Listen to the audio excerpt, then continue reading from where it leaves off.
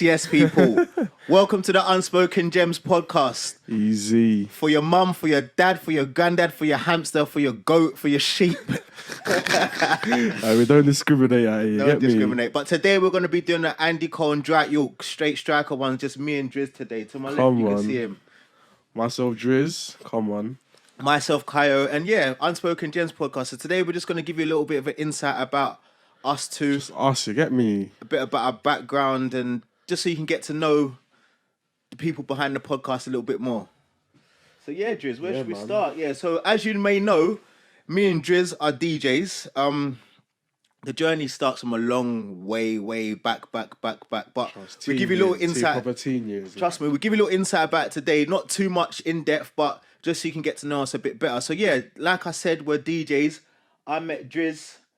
Obviously, getting back school, innit, man? Like at least what 20 years? Yeah, obviously, because like 15 years. We started school what 2000, 2001. So yeah, literally 20 years. 20 years. 20 years. Obviously, man's a year, but above you. Above, yeah. So it's still that's a lot of years. And like we went to school, we went to Eastleigh. To think we've been like it's been 20 years. Like nearly what's 2 decades. Yeah, it literally is like, you know what I'm saying? Boy, you see, not many people can say they've known somebody for nearly 20 years of their life. And obviously, when you've got that kind of relationship to know someone 20 years... Yeah, trust me, you know it's real, yeah, it's real. There's no pretense, there's no fakeness. It's just straight real. What you see is what you get. And that's the thing about life now. You don't meet there are a lot of genuine people that you've known for that many years of your life. Yeah, no, definitely. Like, you don't really catch them type of No, you don't catch that kind of friendship. And I think as well, when you do meet people in your life, it's like they see something that they like of yours. Yeah. They then kind of capture that, be around you for a little while, and before you know it, a few more years after, they've gone. Do you know what I mean? So true, it's mad like that. It's mad like that. But yeah, Drizz, so 20 years we're talking. Let them know the journey from the beginning, how we met each other at the beginning. Gee, so I'm trying to remember, like, how we... I'm trying to think, because obviously we're both from East, yeah, but different sides of East. Obviously from school we linked up, but it's like, how did we then kind of... I think it was like when it through Jam, innit? It was like obviously big up Jamel. Big up Jam, yeah, big up Jam. Still. I think it was he made that link. Yeah. Obviously because I swear he was in your class. Yeah, he was in my year still. He was in my year. That was man's neighbour, innit? Yeah, you know yeah. So it makes sense now. Yeah. Yeah, like I think that was the link, innit? And then obviously with DJs now, but I remember you was an MC before, innit? Like, yeah. When I first started out, I used to MC. Not many people know about that, but still a lot of footage there back in the day. But all my real ones and all my friends that knew me for nearly 20 years. If you want to see that stuff, yeah, it's all on the YouTube, you get me? We might put a little clip on the screen. But yeah, a little clip will run on the screen. Let people know. Obviously, quick question, but do you miss doing music instead of playing the music? Do you know what it is? Yeah, I did like music at the time. I don't think I would like the music to make music now. Okay. I'm happy to be the DJ now because you can kind of be behind the scenes. Yeah, obviously you're running the music now. Exactly, you're running the music now. I think when you was an artist, being an artist means you have to be at the forefront of a lot of stuff. Yeah, obviously you're always making, innit? Do you know what I mean? And with a DJ, you can easily comfortably sit behind your decks, watch the crowd, and I'm a person, I like to please others. Yeah. Do you know what I mean? Not to say as an artist you're not pleasing me, but as a DJ you can see it first-handedly. Do you know what I mean? Yeah. You can see people vibing to the music. Every tune you select, everyone's vibing to it. Like, I do miss being an artist, but to a certain extent, I don't miss what comes with you had some good tunes, bro. I'm not gonna lie, still. Back in the day, yeah, music was sick because I remember we had like 4 different crews when we was growing up. Yeah. Like I remember we was in year 7. The first crew that we made in our year was called Knockout Crew. It was so funny. Like big up the guys. They're the mad names of that. Big up the guys that was in Knockout Crew back in the day. It was funny. It was like a few of my boys. We just made a crew called Knockout Crew. And that was like when we first started school in year 7. Yeah. And I used to have 2 of my ears pierced. Like I used to not like obviously that was the link back in the day. Like man won't do that now. Or both ears. No, not both ears. So basically I had 2 pierced in one ear. That's what you used to do back in the day. Yeah. But I got 2 like diamonds, not real diamonds, but I got 2 diamonds that said KO. And because it said KO... them half-price jeweler things, yeah? It was mad. It said KO, yeah? So people was like, that spells KO, knockout. Knockout, yeah. And my name's Kio. So like people were like, yeah. you know, that goes still. Yeah. So then we like flip it. Let's make it a crew called Knockout Crew. Okay. And then from that reason we made it Knockout Crew because it was me and two of my boys, Tox and Ola. Big up Tox and Ola still, yeah. Like we was known to like we had no brothers or nothing, so we were just known like when people try and chief us up, we would just fight. You free because obviously I had no brothers, so we was like the unit. Like you know what, we back each other. So we started a Knockout Crew, and then everyone else just joined from there. Really, it was kind of mad. Right, that's mad. So that's how you started MCing. MCing through Knockout Crew, and we used to have something like called a dictaphone. Remember, we used to have dictaphones and cassette players. Yeah. So we couldn't do sets live. We used to record it on a dictaphone and cassette player. And we'll start giving out the tapes. Oh, what them tape players where they play out loud, but you can record. Exactly, and because that was before, them things. This was before LimeWire and burning tracks. So we used to get the cassettes, spit on them, and then go around the school and give the cassettes to people. Okay. And they will hear our sets from there. Like that, Even when we started to go into like radio and stuff, like we used to give the cassettes to the radio DJs and they'll listen to it like that. Right. It was mad. That's mad. It was proper mad. History there, you get me? No, it was sick though. I'm gonna lie, it was proper sick. Like because this is nostalgia you can't get back. Yeah. Do you know what I mean? Like obviously everything's digitally now. Everything's like digital. Everything's online and that. But back in the day, it was all footwork. Yeah, no, obviously you have to go out there and do it yourself. There weren't no like internet business and them thing there. You get me? Exactly. But I think you know as well because going to the same school as me. The youth club was a great place for music. Yeah, oh man, I'm like big up Patrick as well, man. Big up Patrick, man. And big up Dave. They remember Killed Dave? It. So man still works there, man. Patrick, Dave. Yeah, man like Dave as well. And Vicky. I remember you used to bring out the decks, and like when man used to fuck up the needles, you would like cancel everything. Like it's like nah, it's enough. Like you get me. Pick up the needle, but most people used to mess up the needles quite a lot. That's one thing. Obviously, we're touching you as well, Drizz. That's one thing that I never really experienced when I started the DJing thing because I never used the vinyls. I was more on the CDJs, but I was around vinyls them days because we were spitting. Yeah. But I used to know that a lot of times when people was using the vinyls, the needles always used to break. Yeah, obviously because like certain man don't know. You know like. A turntable on the arm, it has that weight thing on the back, innit? Yeah. And obviously, if you ain't got that down correctly, like the correct weight, so when you're like spinning tunes, it's gonna wear out the fucking needle, innit? You get me? So that's how like certain needles bust up and that. You get me? But that's mad. Yeah, man. Obviously, back in the day as well, obviously, like how I started DJing as well was like. Yeah, I think let's give them a little insight of how we started. Yeah. DJing. So let them know, the way I started was like. I remember being 13, 14. Like obviously we're all into grime, innit? Them times it's grime days now. The garage like era was over. It was straight grime, like having the best tunes or whatnot. But these times, like, this is way before I was DJing anyway. Like going to my boys' house, I had to Wiz because he's one of the fucking the starters for man. You get me? Like he got man into DJing really like. And just being at his house, innit? And obviously he was a DJ before, man. He had like turntables. He had all the grime vinyls and that. And obviously man had nothing in it. So forward a few years later, obviously chilling with him and whatnot. At the age of 16, man bought my own pair of decks, innit?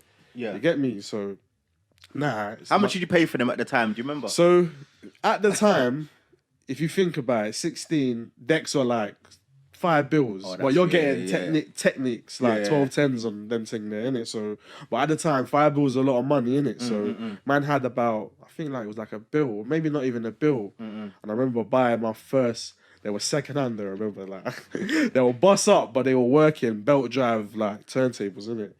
And then, bro, from there, obviously practicing, going record shop every week, spending like, I don't know, £50 on like 5 records, but gems, you get me? These tunes, mad. White labels and stuff like that. Like, it's all like exclusive ground rhythms. I had to Cameo because man was banging out Uptown Records, and I'm not gonna lie. I remember all them ones back in the day. Uptown, you had Rhythm Division. Rhythm Division in Bow. Ruthless Records. You had Big Apple in Croydon. Back in the day, like this is like, when like you adventure out and that. So man, flipping. That's how man started. Like obviously watching my mates do it, then like getting into it. Like man. Do you think anything when you first started DJing you would have changed?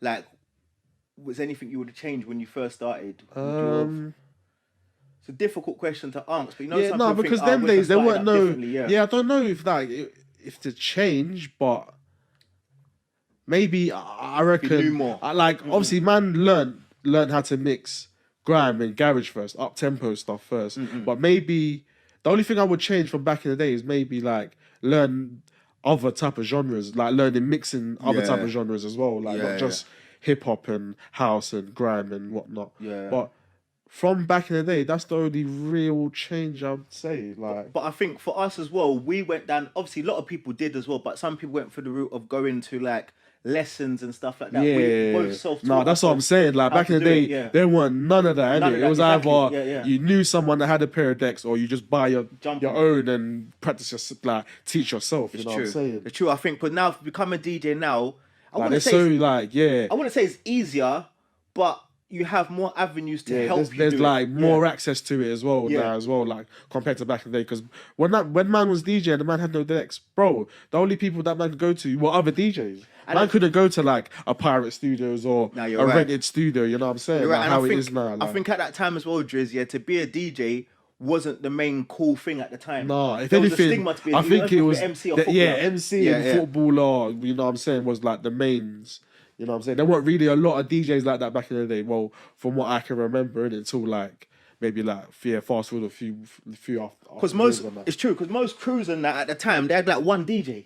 Yeah, and it'd be like 30 man. Yeah, that's 30 MCs, but one DJ. Like even if it looks like someone like So Solo Crew, who actually knows the DJ of So Solo Crew? Who was the DJ? I think the only DJ was Oxide, didn't it? Oxide, exactly. And then Oxide started spitting. That's what I'm saying. Like, it's a new tuner started spitting. That's what I'm saying. And then Oxide was producing and whatnot. So it's like, if you look at crews back in the day, there was DJs, don't get me wrong, but there wasn't at the forefront of the crew. Nah, it was more the MCs. But if you fast forward time now, the forefront of the crew is the DJ. Yeah, now there are sick DJ collectors out here, isn't it? You know what I'm saying? Like, it's sick. It's not just MCs like take over the DJ. Now it's like the DJ can take over the MC now. You get me? I think as well, sometimes if you self-taught, like teach yourself to learn a new skill, it has its pros and its cons. Yeah, no, definitely. It's like driving. If you drive without an instructor, you're going to learn bad habits. Yeah, you won't. Yeah. And nobody's telling you them habits are bad. Yeah. Because you've taught yourself.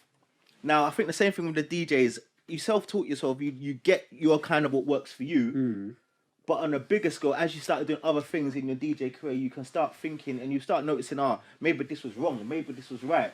And you change things as you go along. No, definitely, man. But I just think that's something that you do in life in general. Everyone, you self-taught yourself to do something, and you find ways to change it and adapt as you go along. Yeah, you just live and you learn, innit? Exactly. Man, I guess, like. Exactly, but that's the positive thing of being a DJ. Yeah. Is you're forever learning. Yeah, there's always something new to learn. You can't just do one thing and think that's it, innit? You know what I'm saying? There's a lot of things, like, obviously, well, if you've heard man play, obviously man's like, I'm more of a mix and blender, innit? I'm not really, but then like the whole other world of scratching, you know what I'm saying? Scratching is a mad thing. Yeah, like, scratching. I think that's why as well, people when they hear DJing, they think of scratching. Like, scratching like mix. Doing the, you know what I'm saying? But it's not that, like, you know what I'm saying? And it's like, that's what I say, look, back in the day, DJs were soundmen. They were the people that bring the big speakers. You need to know music to be a DJ. You can't just not know music and be a DJ. Yeah, if you could just pick it up and do it. Like, exactly. No, it's not that. And if music's not your thing, you're not into music, I wouldn't recommend that's you to do another thing, DJ. yeah. Like, if you're not even into music, there's like, no point. Like, yeah, there's not much point in it. Like, because I think to be a DJ, you have to have passion for music. You have to love music. Yeah, of course, man. Like, and literally everything that comes out, new music, you got to be on the ball. Yeah, like, you know what's mad? Like being a DJ, it's mad because like there's new music every day. It's mad, literally, like, and it's about what you can filter out, what you think's good and what you think's not good, and that's what separates the DJs, differentiates them, because some people might think that tune is good because all perception DJs. Yeah. There is some DJs that will just jump on a bandwagon and play what everyone's playing. Yeah. But the sick DJs will show you tracks. Yeah, like you ain't never heard of before. But I think that's the point of being a DJ. You need to find tracks that people don't. Man, and show people as well, like the unknown rhythms. Because most time there'll be an unknown, like you just said, you're a mix and blender. There'll be an unknown rhythm that nobody listens to. Yeah. But if you blend it with a known track, people then want to know the unknown That's rhythm. what I'm saying. Like, because you blend it so smooth, like, what's that track there? Yeah. Some people will be like, what's that tune? Not knowing it's the same track. Yeah, that's well, what I'm you blended saying. it so sick. Yeah, like they they don't don't even know. Like, that's what I'm saying, because like DJ, like, well, to the new DJs, I don't think you can just download all the latest songs and then just mix them and just play. It's not that. It's all about discovering, innit, and knowledge of music, man. No, it's true. You know what I'm saying? It's true. But that comes with time as well. Yeah, no, of course. Obviously, it does take over time because obviously your record base it's never ending, isn't it? You know No, what I'm trust me, saying? because Like, I remember back in the day, like every time I'll go home, I'll have a track in my car, and before my boy goes back into his yard, I'll always show them tracks. Like, have you heard this track? Have you heard that track? Every time you go in your people's cars, they're always playing a song. something different. And you'll be like, what's that track? Yeah, like you've never heard, like, you know. Not many people do that because they're not music people. Yeah. Now I know if I go in your I don't car, know why. I don't know why it is as well. Certain DJs are just. I don't understand why you're scared to tell me the name of the song, fam. Like, yeah, but you know, sharing is caring, but in the DJ world, it doesn't always work like that. Yeah, no, I hear that. Yeah. You don't have to send it to me. Just what is the name of the song? Track, like, you know, like the man that just bare secretive with rhythms, bro. Like, but you know the way I see it as well. If we share more tracks together as a community, we grow as a community. yeah, of course. Like, This is not like flipping playing Tekken 5 and you don't give man a cheat code and they might beat you up. Do you know what I mean? It's not like that. It's like we're sharing to grow as a community. Yeah. Right now, during COVID, it's hard for DJs. No, definitely is, man. So why don't we grow together to help each other out, and you know what I'm saying? Even sets, like to get a group of DJs on sets, because obviously with the DJing thing, some people think they're better than others. But with me, I'm always learning. Yeah. Like if I think a DJ's sick, I want to go to a set. Yeah, and listen to a set. And the thing is, I'll tell you you're sick as well. Come on. Man's not afraid, isn't it? Like seeing good talent and whatnot. You get me? But you know this. I don't know. Like certain DJs have an ego in it, man. Like. Just I'm too good to like say he's good, like, you know what I'm saying. But I think it's I think some people, it depends on the experience and what they've done as a DJ. Because some DJs will be like, I've done so much, I don't have to be giving you this track, or shouldn't be around you when I'm doing my set. But that's what I'm saying, man. But I just think that's just negative behavior. Because stay humble, guys, man. No, humble. You know listen, what I'm saying? Like, being humble is the most productive trait you can have as a person. Yeah. Because once you're not humble, it just breeds so much negative stuff around you. Yeah. Do you know what I mean? Being humble, don't get me wrong, it's hard to be humble because as human, people generally have jealous traits. Yeah, want to be better than the envious. other. But yeah, no, I hear that still. But if you can stay humble, that is a strong trait to have. Yeah, of course, man. Do you know what I mean? Especially in this day and age with all social media and that, it's hard to stay humble because you might get a fat piece of jewelry or something and you might want to show it to everyone. Gas and whatnot. But to be able to stay humble and keep that in and be like, no, I've got this and I'll just wear it over. That's cool. I'll wear my shirt over it. Like, Do you know what I mean? Like, I'll tuck I need it to in. show I'll it. tuck it down. Yeah, don't need to show it like that. And that's a difficult thing to do. Do you know what I mean? Like, but yeah, bro. Like I said, we're both from East. Yeah. Just going off topic a bit. Both from East, and obviously, like you said, we're both DJs. But we got K on the first episode, and Fatal was 6'4" on the second episode. Yeah. And there were like people that Drizz introduced me to when I was spitting at the time. Well, people don't know what spitting means. It means MCing and all that kind of stuff. But when I was doing that at the time, he introduced me to his cousin K. Like, so that's another funny story because, like, obviously, like we said in the other episode, K wasn't originally from London, innit? He came here at the age of 13. Yeah, 13 he was saying. So this is like obviously I think I got he come to this country 13, I met him 15, 16ish. Yeah, cool. So yeah, I remember he came to this country and he was fresh, bro. Imagine, fresh. I don't think I met him then, but no, I don't think I met him about a few years after. Yeah, I remember he was being fresh. I met him. Cool. He's here now. I remember my cousin. Yeah, boom. And then obviously he's living in South London, innit? So a year, I think. Yeah. So when I'm all 15, so 16 come next summer come. Obviously it's my birthday. He's come true. Bro, guys are completely different, brother. Yeah, man's like, yo, oh God, like I was just like, raw. Yeah. Like a year ago, he was speaking fresh Filipino, innit? Yeah, like, he couldn't speak English like that. You get me? And then a year later comes, bro, man's talking, yo, oh God, this, that. I was like, raw.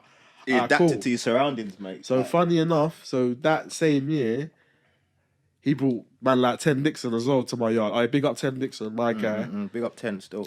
Yeah, them man are MCing. Them man are MCs now, innit? Them two. So they were formerly known as K Dot and Crystal, innit? This is way before IOO and that. Obviously MC, and now was DJ. And I thought, rah, you know what? This could work, you know? Like, you know what I'm saying? Like, these man can spit. Man can DJ. put it together. Put it together. But this is just thinking, innit? So obviously, maybe a couple months down the line now, like K's in the group, ILL. Yeah, ILL. Yeah, ILL. They started off as ILL. So him, Jam Killer, Ten Dixon, Spooks. I think that was it at the time, innit? At the time, no. So, Glock. Nah, this is after. This is after still. This is like Glockman joined when you joined. Oh yeah, so yeah. Obviously, like we were talking. Then man was spitting bars. Obviously, man's running tunes. They like invited me to be a part of the gang, innit? Well, not the gang, but the crew, innit? You know what I'm saying? So, yeah, man. I remember going out and about, DJing for them sets, going to bare different youth clubs. Bro, I remember going to one youth club, bruv. When man walked in, bro, everyone's watching. I was like, who the fuck are these, man? Like, you know what I'm saying? But then, like, when we did our thing, everyone respected us after. Like, I remember it was like, you know, like you go to a rave and everyone's screwing you, think it's a beef thing straight away. And then when man see man do my thing, they were like, oh, you know what? Actually, it was mad. I think MCing days was like that because when you go to Bear, like you used to travel to whole bare different, like different ends as well. Like, and you go in there, it's like everyone's on that crud thing, isn't it? But when you do your thing, they're like, it's cool. Yeah, like they see man do the thing, reloads, whatnot. Obviously, they get gassed on that, innit? And like, so yeah, obviously we were doing that for a piece, and I remember like they needed new members, innit? And obviously yourself, if you didn't know, man used to be Nashers, innit? This was Kio Apaloo before. This was Nashers. You get me? Yeah, obviously I brought him along. I knew from the get go. Yeah, sick MC. Because I think before you told me I done a few sets in your in the crib, innit? In your yard with K in your upstairs. Yeah, my mum's room, bro. Me, you, Suki, K, and Jam. Yeah, that's what I'm saying, fam. Like, I remember that.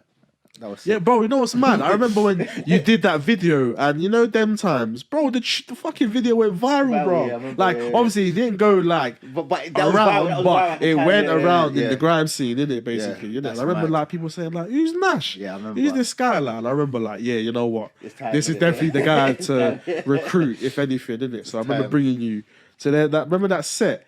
And you weren't even a part of them, man, yet. I just brought you along and that. Oh, yeah. I remember the hat. Remember them doggy hats you used to wear back in the day? Yeah, the new errors. Flipped up and they had the flaps on the thing, you get me? But, yeah, I remember you spat. And they were like, oh my days, you know, this guy's fucking sick. Yeah. Like, and I remember. The whole conversation after was different. Yeah. Like, we need you, this, that. That was sick, man. How old was you them times? Like, at least 17? Yeah, about 16. Just even younger than that? 16. No, I think it was like 17, 18. 17, 18, yeah. These are them times you were doing them t-shirts. Remember that I'm doing the shit the right way t-shirts. Yeah, I remember the t-shirts. What's her name? Big up Sarah as well for helping me that, man. Yeah, from cheers. Big up Sarah, man. Plug. Yeah, you get me? So, yeah, man.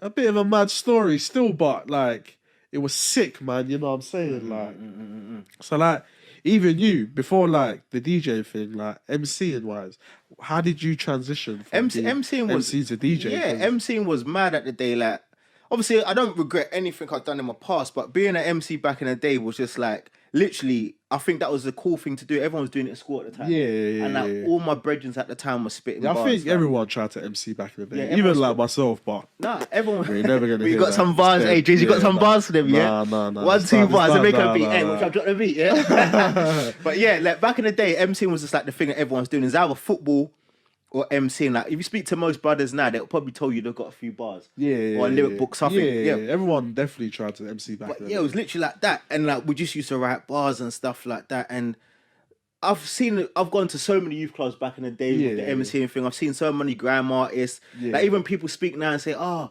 I know that artist," but it's like you was brought up around that, so it's not really a big thing to you. You've seen these artists all the time. Yeah. But it's like it's just good to see them prevailing now. But to make that transition from MCing to DJing was quite a smooth transition, because I think the MCing helped the DJing quite a lot. Because I saw you DJing for MCs, I got used to the bars.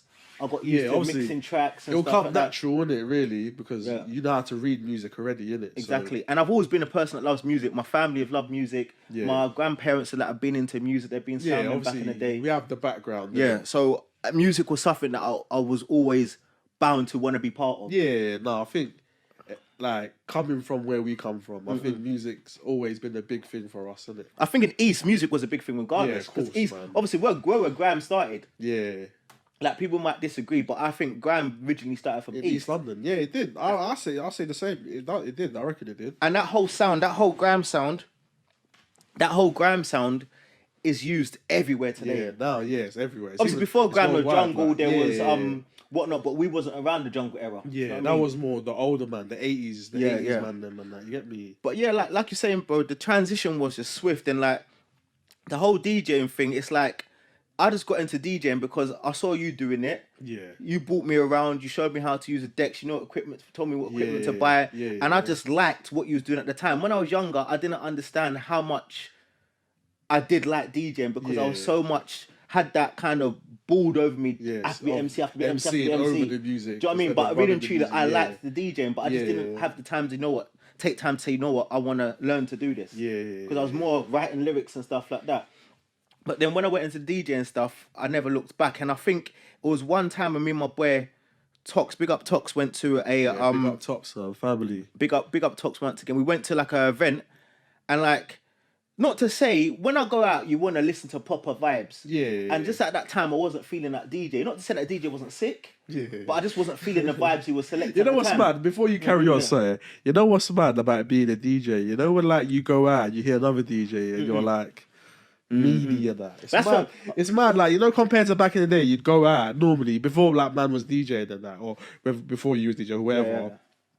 You'd go out, you don't even like paying attention to what the DJ is doing. Like, as long as he plays the rhythms, it's calm. Yeah. But you know, like being a DJ now and then now going out and listening to DJs play, it's mad that we have that. But you know, I think not like, judgment, is it? But we're just like, this guy's clanging, or you know what I'm saying? Like, we clock them things straight away. But being a DJ, though, it's true. It makes you a bitch. I'm not lying. Yeah, you that makes you a bitch in the sense that, like, so excuse my French, I shouldn't say that, but it makes you like very judgmental of other DJs. Yeah, it's mad, isn't it? I know we shouldn't be judgmental on that, but you do that. But it's not. I think this just something they do. It's an innate thing that DJs do. Obviously, we should stop doing it. Yeah, because all DJs do it. You listen to other DJs. No, obviously, you're doing your thing. Yeah, safe, innit? But when you're like making rookie mistakes and that, it's funny. I just find it funny, you know. I guess. I think not if really you're judgmental, but yeah. I think if you're making rookie mistakes and it's a big set, then it's like you. Some people would then start thinking, "Oh, I could have done that set." Yeah. Do you know what I mean? Which you shouldn't think like that. But if it was a smaller set, no, it's never. I wouldn't say I ever hate on other DJs because man do my thing. No, I respect. We both respect all DJs. It's mad that just like, you know, them DJs that get that type of slot, but you're whack.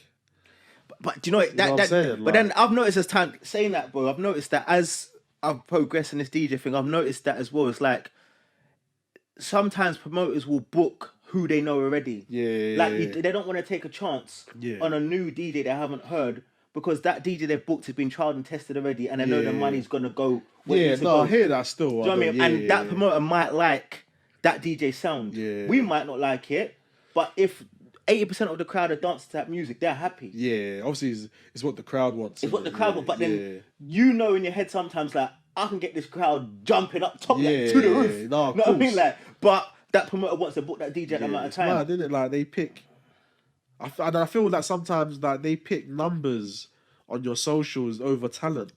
But that's been happening for years. I know it's been happening. I know it's been happening for years, but it's just crazy to think that like you know the guy with talent is getting no love, but the guy that's got 5,000 followers on Insta will get the booking. But do you know it's like, but they're whack like. But yeah, like. But it's like football back in the day, bro. There was bad boy footballers, bad boy ballers back in the day. Yeah, just not getting. But they didn't get the look in. Yeah, because they didn't know the right people at the time. Yeah, do you know what I mean? Like a lot of people had to go through the route of getting scouted and that. But a certain man, they knew that person. Their dad knew this scout, so they're getting fast tracked. Yeah, we all know it's who you know and whatnot. Yeah, it's true. It's who you know. But sometimes bringing the talent as well, man. You know what I'm saying? I think work rate prevails more than talent. Yeah, of course as well. Obviously, putting in the work as well. We can't don't think it's just gonna come to you like that. You know what I'm saying? Like, obviously, we've got to put in the work, innit? You know what I'm saying? Work rate is important, and I think that's something that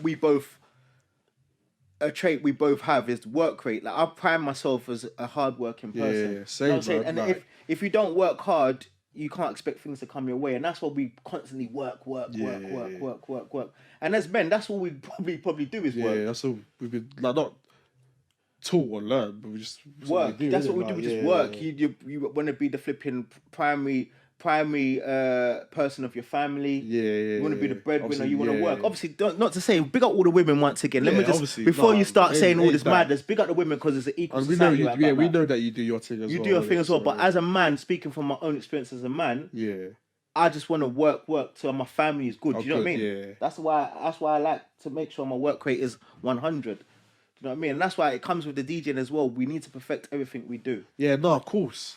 Like I say with anything, innit? Like, whatever you do, obviously, master the craft first, man, before you try to do something else. Or, you know what I'm saying? Like, true. Like, you get some people who are DJs and then you're trying to do the MC and then you're trying to be a videographer, you're trying to do this. Like, focus on that one thing first. It's true.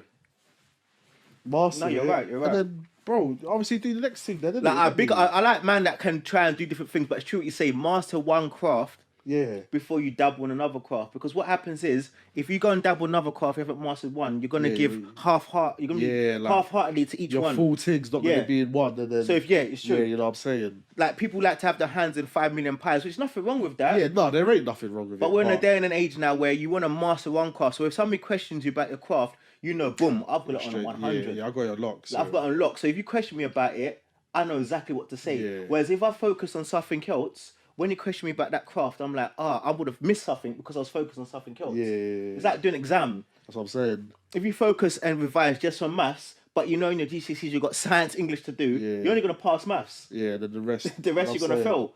So you need to kind of equally give this full potential to each one. No, most definitely. Which is sick, but this is how it is. But yeah, DJing once again, man. Like, once again, I just big up all the DJs again. Let me just take this time big up the DJs because people don't understand it's hard times at the moment, and I love to see all the DJs doing the Twitch, doing all the live stuff because you can lack motivation to do that now. Yeah, it's mad. Like, it's mad that it went from Facebook Live to Insta Live. Now it's Twitch. Twitch is mad. But what's next? I don't know. But the thing is, like I was saying to you before, obviously off camera. I think a lot of UK DJs need to jump on Twitch, man. Because I'm like, obviously, I'm seeing my peoples on there, but I'm not seeing enough. And the Americans are killing it, bruv. But you know, it's us UK people. We see something, and unless it's popping, we don't. They jump on it too late, man, and it's already gone off, man. Like, bro, like I'm seeing. Like, when I'm on there and none of my people's on there, bro, it's just pure American DJs on there. It's a great way to link up, though. Yeah, no. It's a great way to link up, bro. You know what's mad about Twitch? It's not just your following, bro. It's like anyone from around the world can be watching. You know what I'm saying? So, yeah, man. Obviously, like we was always saying, being always on your A game and that. But yeah, man, I just feel that with the live streaming, we need to jump on that because it's sick. You don't get them interruptions how them man like Insta and Facebook have, like, saying that straight. I see a few people doing live streams via Mixcloud now. Mixcloud that's another good thingy as well. Mixcloud and YouTube, even YouTube. Yeah. I'm hearing that. But then I'm hearing there's like restrictions on there as well, though. Yeah, Mixcloud is definitely going to restrict. I think Twitch is the only place where you haven't got that much restrictions. Yeah, like you can actually, when you're playing, there ain't none of this. You get locked off and whatnot, innit? It's just straight. You can record and do your thing and interact, and that's a good thing. Man, it's Twitch, sick, bro. Like, obviously, I need to do it more, but I have done it, and I would say Twitch is definitely for us DJs now because we can't be in the clubs. Live stream is the next best thing, innit? So, yeah, man, people jump on it, man. I swear down. You know what I'm saying? But even the venues, I've seen so many venues close down. And it's sad to see it. I was even got some petition. What's the let us dance petition? Yeah. And obviously that's got a whole heap of signatures and but nothing's changed. Get air, innit? Like, that's the thing. And people don't understand how important the music industry, hospitality, all that scene is. Like, bro, like literally, I haven't had a proper rave I haven't done a big boy set for a long time because obviously there's little sets here and there, but I'm talking a proper set with like packed capacity. Yeah, like we ain't gonna see that for a little while, bro. Obviously, we haven't done it this year. It's probably the last biggest set would be last year, wouldn't it? Yeah, Like, and only way you can 2019, probably innit? get a big set like that now is if, because big up everyone in GH, I see everyone in Ghana at the Yeah, moment, but obviously, if you want to bigger go things, yeah. abroad and go across the globe, you can go like Dubai and Ghana and get big sets. Yeah, but even still, that's going to have still restrictions because they've still got COVID rules in place. Yeah, it's like the scene, like the club, well, the club scene or whatever you want to call it. Yeah, it's not the same right now, man. Like, you can't just be free, innit, no more. It's innit? true, Like, but you know big what up, I'm saying? big Like, up the DJs that have stuck to it. Yeah, like obviously. Yeah, Big them up, man, 100%. Because obviously we've got to pull through no matter what, innit, man. So yeah, it's just peak. These clubs need to just open up, man, so man could just start murking the raves again. You get me? But I think lockdown as a DJ, it's allowed us to become more creative. Yeah, and, no, 100%. and trial different music that you haven't played. Like I play open format. I know Drizz can do open format as well, but it's allowed you to do other music that you haven't played before. Like, Yes, it's mad, isn't it? Because you know, like DJs, I don't know, like obviously man know my sound now, innit? But like obviously man started off doing garage grime, and then done the hip hop thing, then went to the house thing, and then now I'm back into hip hop, innit? Obviously, that's what man brought up listening to. So I thought it was only rap, but don't get me wrong, man, love other genres, innit, man? But yeah, you know, like dabbling into different sounds, innit? What do you think about it? Yeah, Like, 'cause- do you think like DJs to stick to one sound and do that, or be an open format, like you said? do you know what it is? Yeah, I think when I first started the DJing thing, it's like because we come from grime. When you first started the DJ thing, you thought to specialize.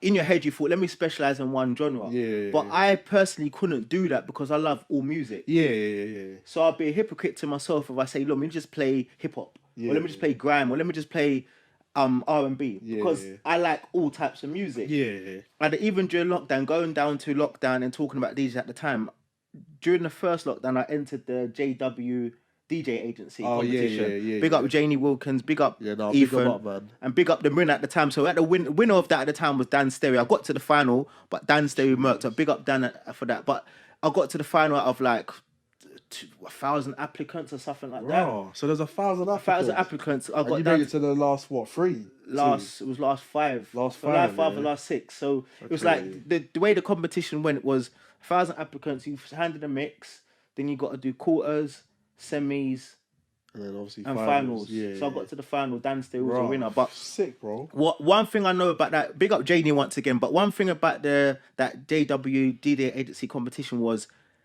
being an open format DJ. Even though you're open format, you're still gonna go to the genres that you're comfortable with. Obviously, like, yeah, Exactly. Like, So you know, I'm an open format DJ, but if they tell you to play pop, you're not going to play that pop. Because you'll try and find the most underground pop tune or something. but then you call yourself an open format DJ. Do you know what I yeah. mean? So if you're not going to go to the pop, how can you be an open format DJ? So if a promoter comes and says, you know what, Drizz, you know what, Kio, there's a pop set, we want you to play pop. You're going to be like, and ah, and like, you'll play it. Yeah. But you know you're not going to be 100%. Yeah, you really don't want to. Exactly. So when I've done this competition, it was sick the way they done it, because they'll say, they give us a scenario, and then you got to play your set based on that scenario. Yeah. So there was one, I think for the quarterfinals, they said we had to only play 90s house. Okay. And even in the semi-final, we had to play, I think it was 2000s, all music in 2000. Yeah. But there was actually Shazamming the tunes to see if it was actually 2000s. So if it wasn't 2000s, you lose points. So it was mad. So you lose points. So one thing I loved about it was, it allowed me to notice, I do know my music. Yeah. Do you know what I mean? But I had to come out of my comfort zone a little bit in some points to source out other music. Yeah, as a DJ, you would get them ones though, innit? Like, you're at an event and they ask you to play music you don't want to play, like, or request. Somebody might, because sometimes I hate request. Yeah, obviously. I remember some people. I don't mind some requests, innit? Because some requests make sense. But you know them people that come up to you during your set and you're playing like, I don't know, for example, hip hop, and they want to hear a house tune. That makes sense. Like, you know what I'm saying? Like, obviously, people, if you're making requests, make the right request. Don't be like, obviously, you're hearing whatever's playing out there. It's true. Something similar to that. Not fucking, bro. One time, imagine I'm in a hip hop rave, bro. Yeah. I'm playing. One guy goes to me, "Can you play Men in Black?" Yeah. I've had them ones. Like you know that Will Smith tune. It's mad. It's like, mad.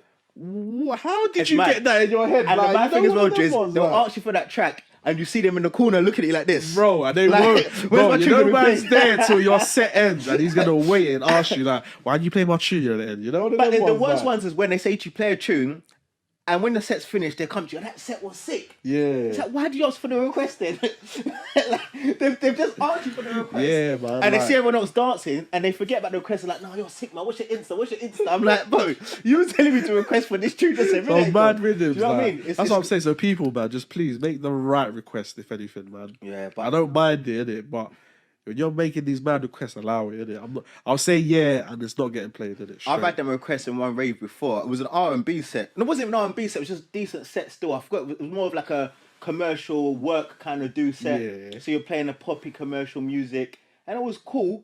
But one girl come up to the decks. My boy was on the with me on the decks, and he whispered to me, he's like, "Oh, this girl's telling you to play a track." I said, "What's the request?" So she showed her phone. It was R. Kelly.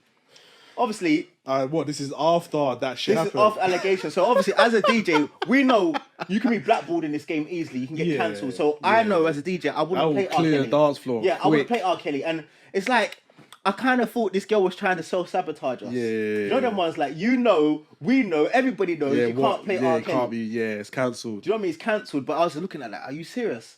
I said to my boy, tell her I'm deaf in one ear. Tell her I'm deaf in one ear. So obviously he's whispering this ear. I said, I can't hear.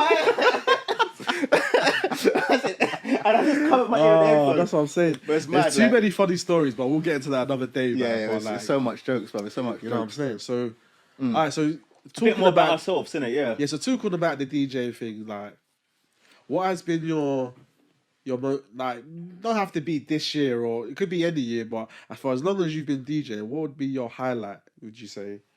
Highlight. Maybe like what, like I don't know, a specific venue that you've liked that you've played now, or I think my highlight as DJ is when I went down to. I just went to south of Spain. So I went down to Malaga. I went down to Seville.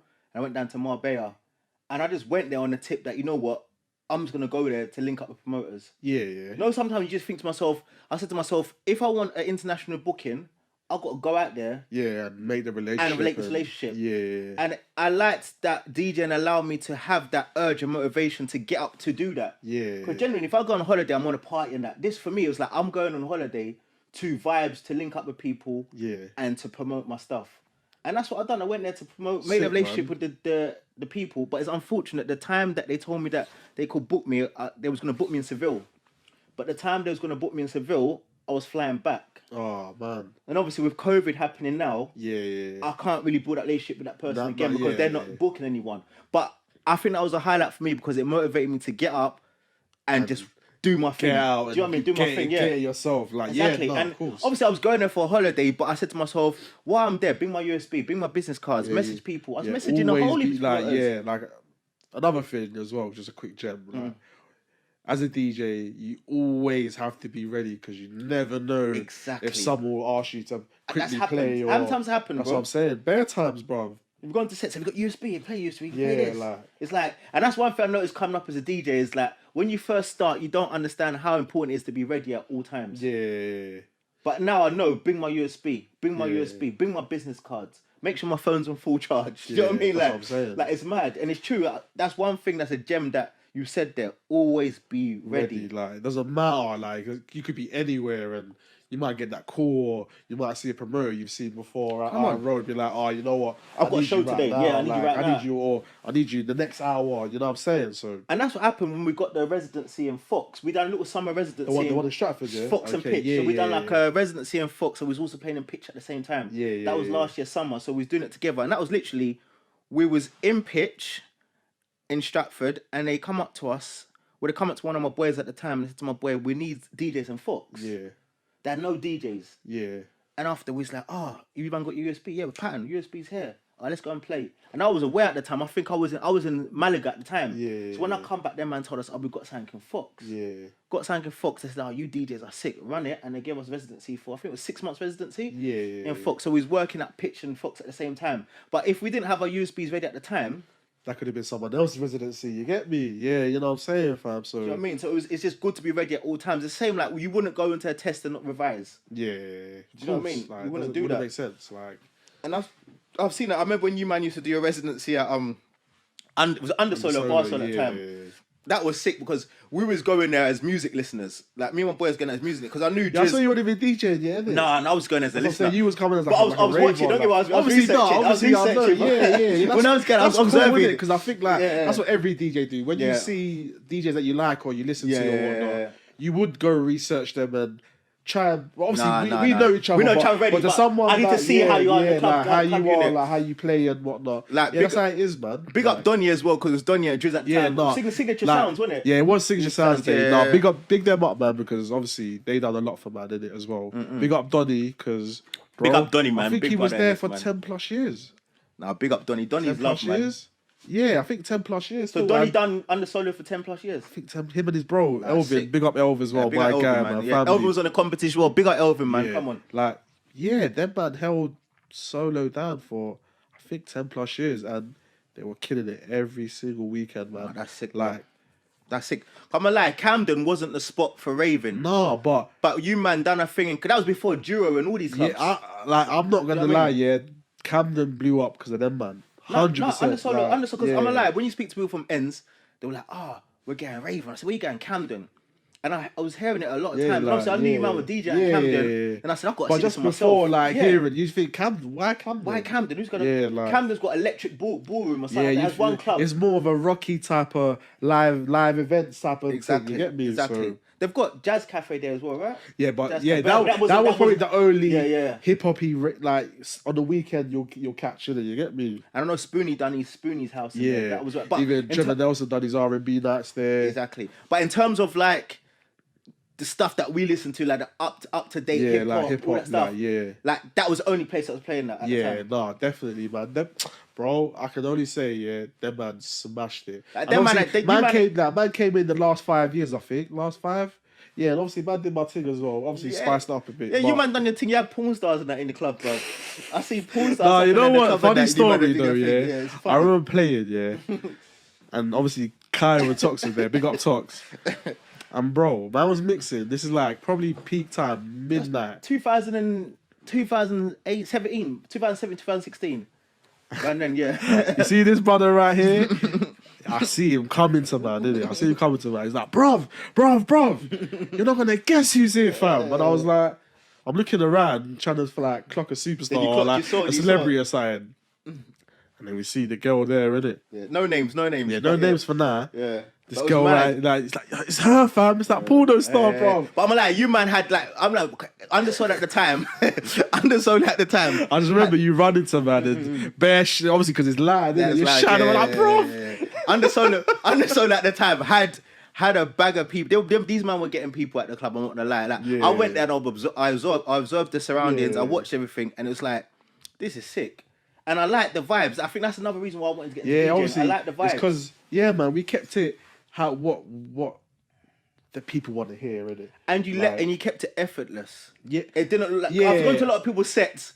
Because before I started, I watched so much stuff. I went to so many people's sets. Even when we was in Ibiza, we went to Spoonie's set. We got Spoonie because he let us come down to VIP with him. We chilled. And he done a hip hop set out there, yeah? Oh no, he was doing like garage and that. This was he's a garager, didn't it? Yeah, it was a garage. This was back housey garaging, no?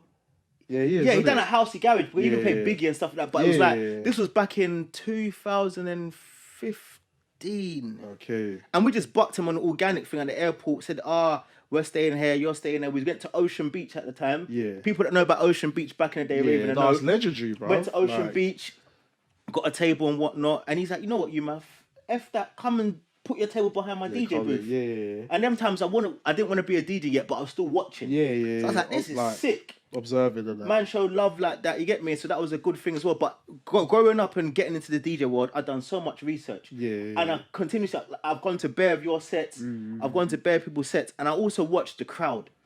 Like, because I know what you're playing, but I want to see what the crowd react to what you play. Yeah, to like what you play as well. Do you know what I mean? Yeah, it's mad because like, you know, out here, like DJs, I feel that certain DJs, you know, they go out and they watch certain DJs play and then try and jack that same style, that playlist, that style of mixing and how you mix the song and whatnot. And you shouldn't be redoing that, man. You should just make your own. You know what I'm saying? Obviously, I know that we will have the same music, and like we have to mix certain things the same and whatnot. But even still, I think if me and you have the same playlist now, we're not going to definitely not going to be ran the same. Yeah, you know so what I'm saying? it might sound a bit the same, but if it does sound the same, that's wrong. That means we've been looking at each other's doing too much. You can tell that. So that's what I think. That's one test I would like to see, and I think we might incorporate in the podcast soon. Yeah, no, definitely. Bring a few DJs here, give them the same playlist, and see if everyone sounds the same. What they could do with it. Yeah, not in the same room. But we'll see what they can do with it. What they could do with it, like. Because we know, then you can start to understand and start filtering out,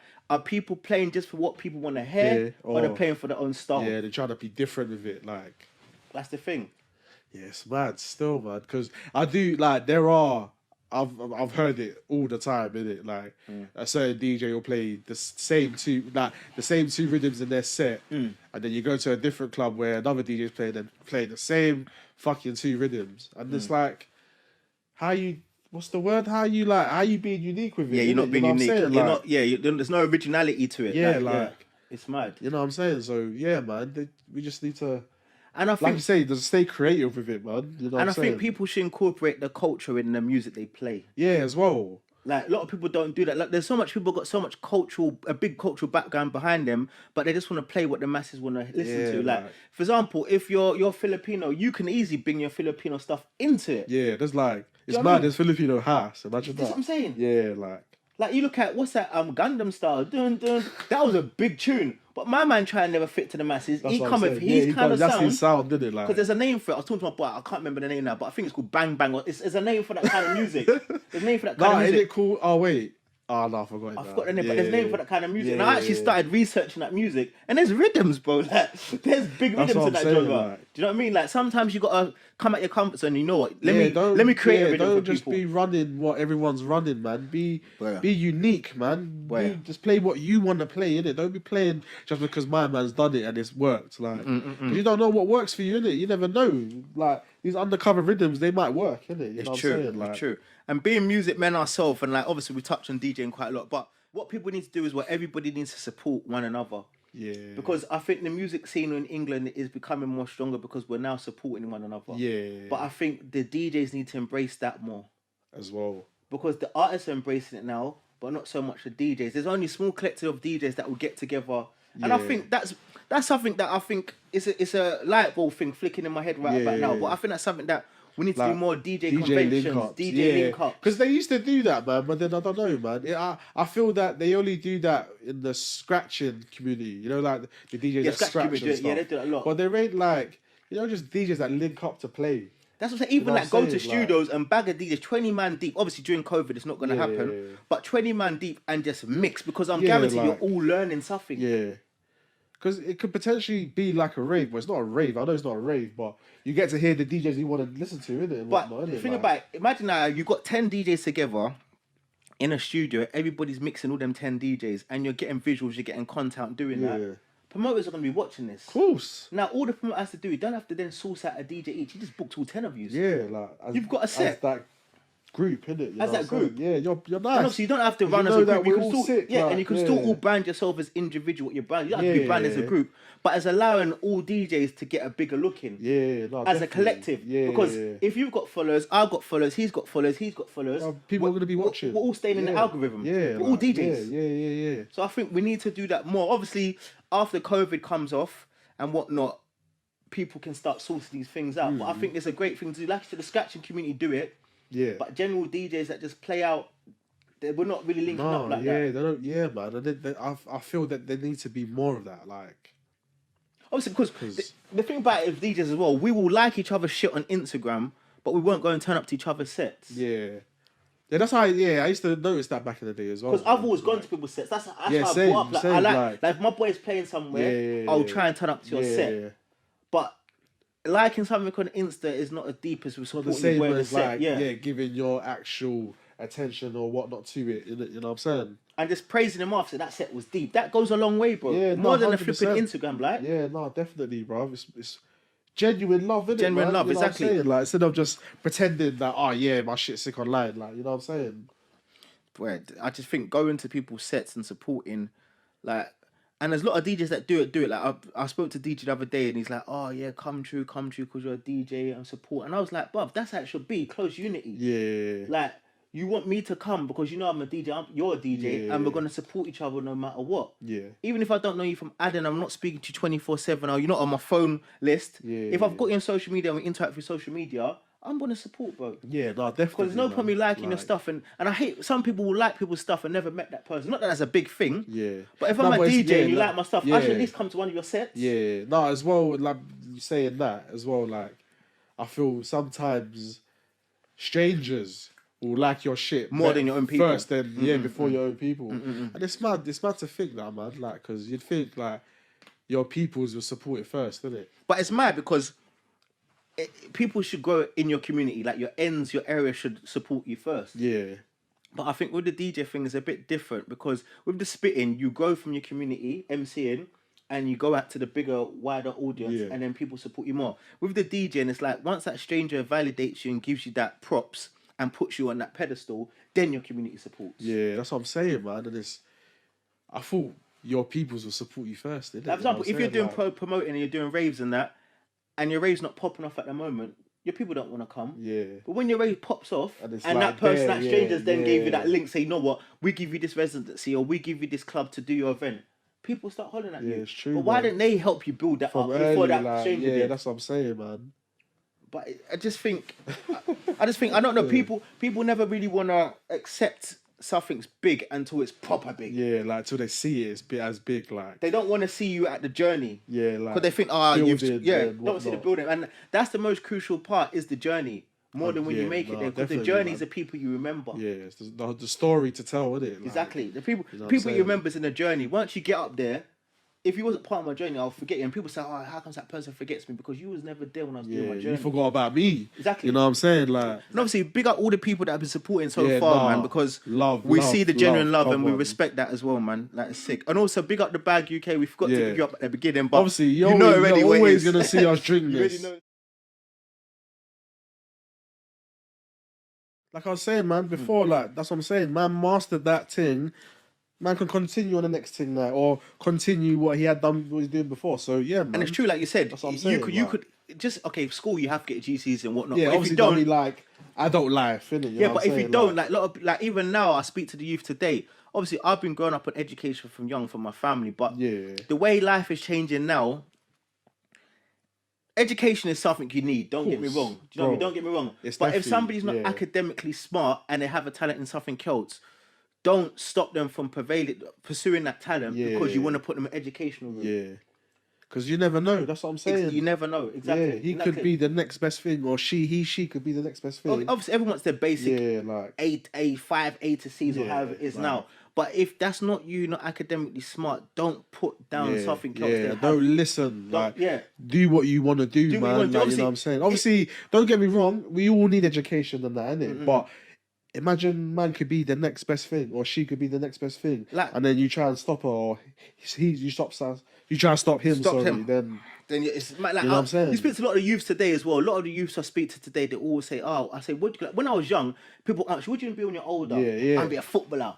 I'm gonna be a doctor. I'm gonna be a police officer." Some people say things like that. When I ask the young youths, what do you want to be today? I'm gonna be a YouTuber. And sometimes when they say that to me, I sit back and be like, YouTuber. If you was to tell me that like 10 years ago, I'd be like, you're crazy. But then I see the opportunities of what they're saying. Obviously, the opportunity now, bro. But I spoke to my little brother the other day because he's another one that said to me he wants to be a YouTuber, and he's in education. He's education, but he said he wants to be a YouTuber. Yeah. And I said to myself, for me to put you at one step ahead of people, because everyone can pick up a camera and be a YouTuber, and be a vlogger. I said to him, look, here's a coding book. I said, read how to do coding. He said, what the hell's coding? My brother's like 12. So what's coding? I said, read coding. Because when you become a YouTuber, you can also look at other avenues, coding, making your own programs, graphic designer. Yeah, website design. Website thing. Yeah. And so, again, we're talking about the pies thing, touching too many pies. But if you do it from a young age... No, but once you learn that, then it's like steps, level. You know what I'm saying? So when you then become a YouTuber, you don't have to call people to do coding. You want to make your own graphics or designs. Because when you do content, you need graphic designers.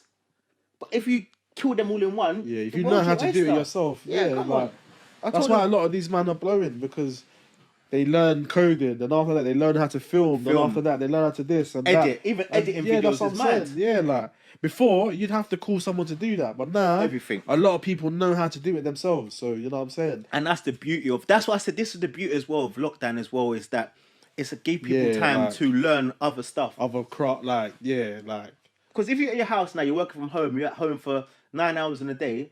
Between them 9 hours, you can easily read a book on your break. Yeah. Or you can read. You can. Yeah. That's a lot of people get into trading now because they've got time to start doing trading and stuff like that. So I think lockdown is a blessing. But for the youth as well, there's nothing wrong with wanting to become a YouTuber. There's nothing wrong to be able to do that kind of stuff. there's nothing wrong with doing anything, isn't it? It's just. But if you're gonna do it, do it properly. Put your 100% into it. Exactly. Don't just say I'm gonna do it. And don't let anyone tell you anything, innit? You get me? Like, don't listen to anyone, man. It's what you want to do. You get me? Like I said, we're not promoting not education. We went to school. Education is key. If you do education, you do education. Innit? Yeah. If that's your route, but if you've got a talent in something else, and you're not academically, it's not for you. Don't not do what you're good at because people are saying to do education. Yeah. Or at least try it. At least try it. And if it don't work, then carry on with my education. For next time, cool, innit? Like, because I've got my auntie, my young aunt, she made a sacrifice for me young. She went to do the whole, I think it was like 8 years or 10 years. Yeah, like. So she done school, she done uni, then she done her masters, then she then enhanced her masters to become more specialised in her career. Yeah. And she's made them sacrifices from young. And the fact that she made them sacrifices from young is allowed her to now reap the benefits. Yeah. Do you know what I mean? And like I said, if you think about something and it comes in your head and be like, I want to do it. And do it at a young age. It's better to make mistakes when you're younger so you than when you're older. And then when you're older, you don't do it again. Yeah, you know already. And that's why people do it. When you think of an idea, act on that idea. Just do it, man. Like, don't hold back. Don't hold back, because when you hold back, then you start contemplating. Yeah, it's start saying, ers and buts. Yeah, I don't want to do it. It's because of that. I haven't got time. Yeah, it's true, man. Like, that's what I'm saying. Like, we need to push the youth forward, man. You get me? No, you got the youth, but the youth. I love how the youth are rolling. They're killing it, bro. I love how the youth are rolling. Like, there's like a lot of youngers out here doing their thing, and I love seeing it, bro. Like, when we're young as well, Drizz, I think the mind frame of the youngers now is so advanced. Because when we was younger, some of the stuff they speak about now, it's mental, bro. And I think what's accessible to them, because we never had social media and stuff like when we was younger, we wasn't open to a lot of things that's out there. Yeah, compared to now. No, they can get access to everything. Everything, like, which is sick. Don't get me wrong, it's sick, but that just means they're more advanced, and it's good they're advanced, but they need to act on the information they're gaining. Most definitely, man. Because if they act on information they're gaining, a lot of these youths will be millionaires. Bro, they'll be gone. And long gone, you know what I'm saying? It's great to see. It's great to see, man. Yeah, definitely, man. It was watching the other day. I was watching some DJ as well, young DJ. He was like young. Bro, do you follow that little white kid? Bro, I've seen him play live. Yeah, with my missus, bro. I remember my missus was taking out his godson. Yeah. I taken her godson. Sorry. Yeah. I think it's called like a kids party. Them kind of kids. It was basically like, imagine like a small festival for kids, isn't it? And they had DJs sick. There, bro. But they had like, it was like a garage thing, isn't it? Garage, drum and bass, like just it was like proper DJs. Yeah, it was proper DJs, but obviously, man, the main set was my man, isn't it? That's sick, bro, he smashed it, bro. I think he was 5 or 6. No, he was 4 at the time, bro. Imagine that. Mixing. Imagine teaching a 4-year-old how to mix and blend garage and drum and bass rhythms, bro. I've watched his stuff a few times. Yeah, you know when like you're watching something, it just amazes you, bro. I was just like, oh my days. But that's what I'm saying. How many 4-year-olds? How many 4-year-olds could have done that during our time? Bro, I think we were too focused on playing that and even still. Like, don't get me wrong. That is sick what you've done, but it would have been difficult for younger people to do that. But the fact that a 4-year-old can do that, it shows. And I swear, DJ Archie's dad is a big garage DJ. I forgot his name. I think he is. But that shows because again, we're talking about education and something you're good at. Now his dad is a big DJ. Yeah. He's around sound 24/7. Yeah. Now if he picks it up and says, you know what, I want to become a DJ, the dad's not going to say no. Of course not. He's going to push him. If anything, man's going to like. Because the equipment's there. The same when people say, you look at some boxers, big boxers. I don't want my son to become a boxer.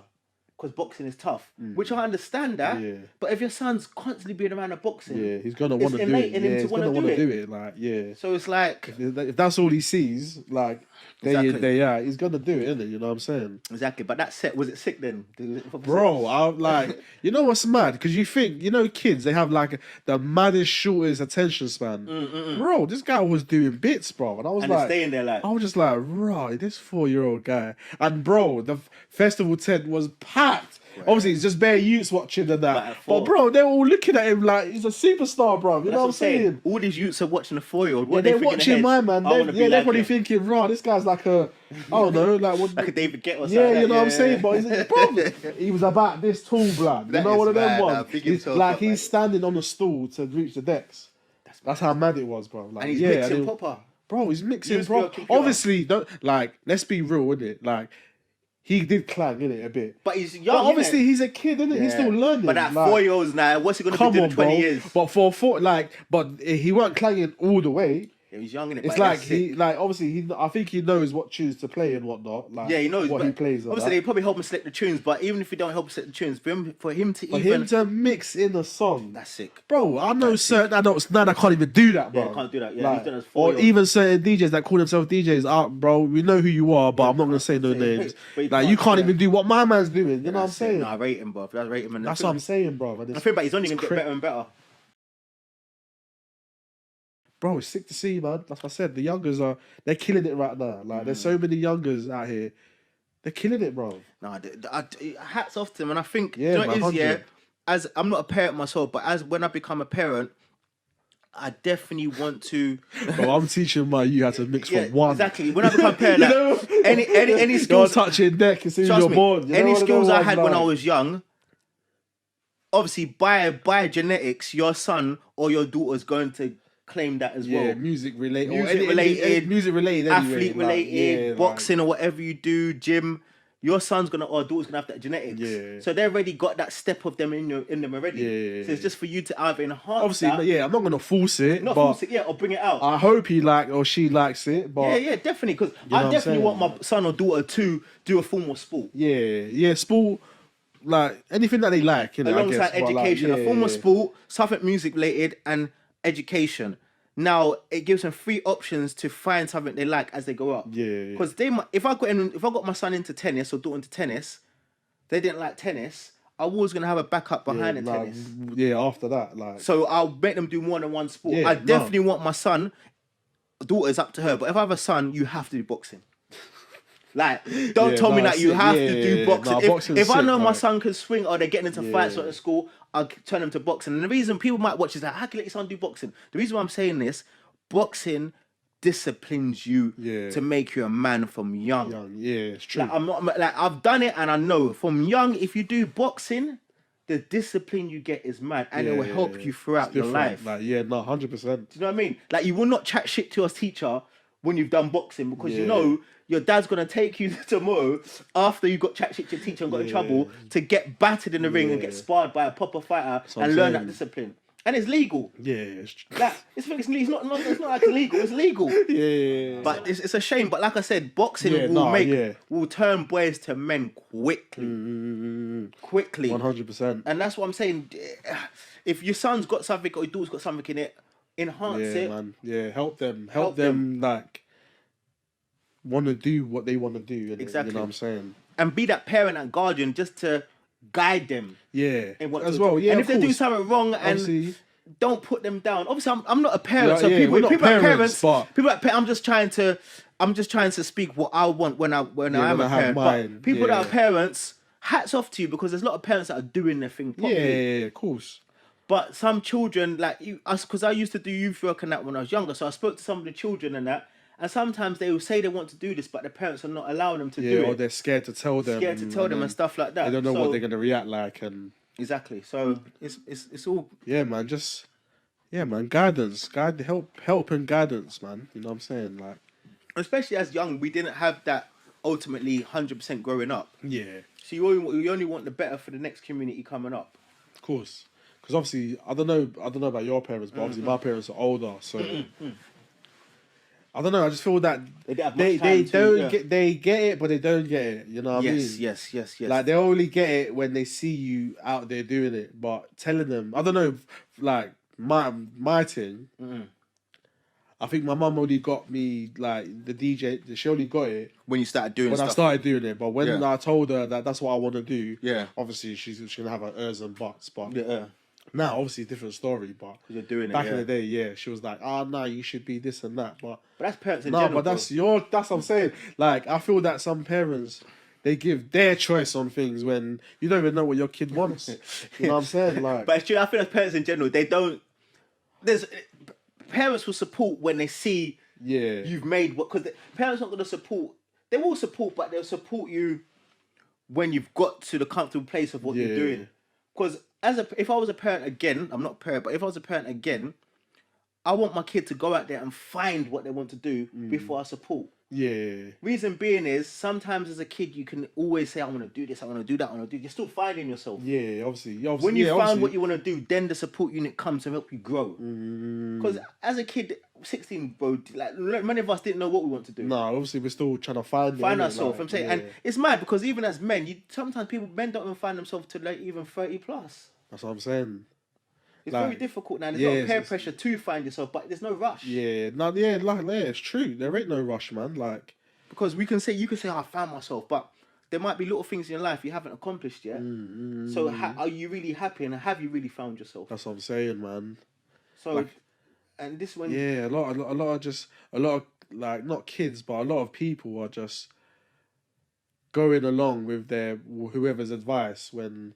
Or what society tells them to do. You really don't want to do that. Why is it so much for you to tell them, like, no, I don't want to do that. I want to do what I want to do, or whatever that they want to do. You get me? It's true. But I see a lot of brothers like that when I was in school. Like, they just they didn't go across the whole... Yeah, your mum told you to be a doctor, so that's what you are now. And I know really and truly you want to be, I don't know... You want to do something what you really want to do. Completely different. But... Don't get me wrong, being a doctor, because they've created a life for themselves where they're stable now. Yeah, no, don't get me wrong. Security's there. That is a bad boy job. Being a doctor. But some people... If that's not what you want to be, then...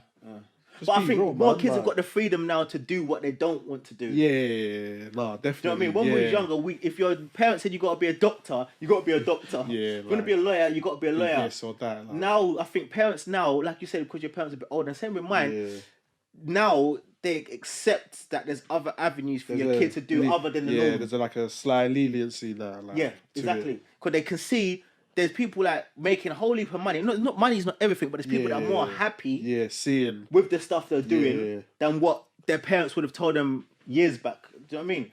Yeah, no, definitely hear that, man. Like, and as a man as well, don't get me wrong, when you meet new people, even if you get into a relationship, what's the first thing the person's parents, your partner's parents will ask? A man, what do you do for work? Yeah.